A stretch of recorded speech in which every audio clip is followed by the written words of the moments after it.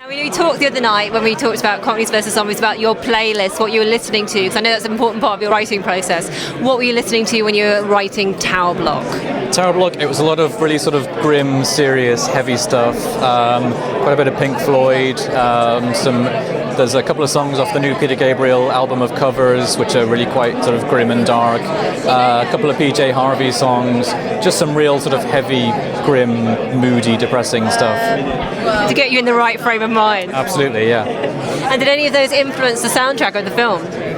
Well, there were a couple of songs everyone loved, but they were very, very expensive. There was one song I had in the playlist, it was a Portishead song, and I didn't tell anyone this, but when they were doing the first rough assembly, they cut one of the first scenes, and they used that song as a temp track, so we were clearly all on the same page musically. So, I think the music in the finished movie is very sort of reminiscent of the kind of mood we all wanted it to be, so... You're talking about the movie you wanted it to be. It's a very different vibe, isn't it, of course, from Cockneys versus Zombies. What was the inspiration for this one? It was just an idea that came to me out of the blue. I was watching another movie at FrightFest a few years ago.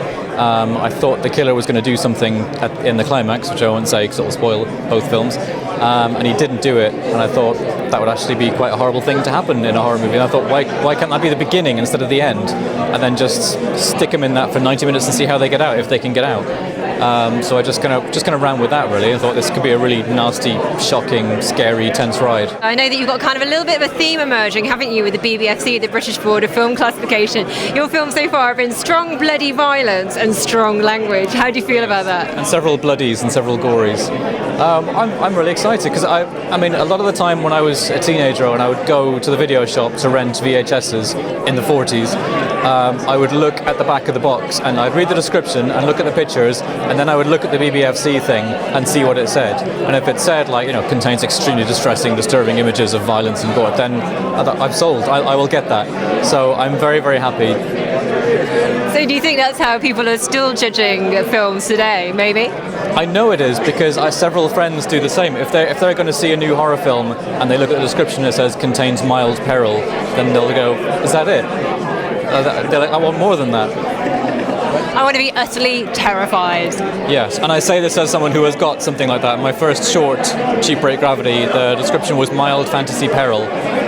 So I thought that was actually quite cool. So I've got that on a t-shirt. I know when we talked the other night about Cockneys versus Zombies, you had a whole 4-point plan about how you'd outlive the zombie outbreak. Do you have a plan for a tower block scenario? Do you know, I actually don't, and that's probably why this movie is quite sort of grim and bleak, because things like that really terrify, even though that's not likely to happen, but things like that really terrify me, sort of real world things where I just don't know how I would deal with it.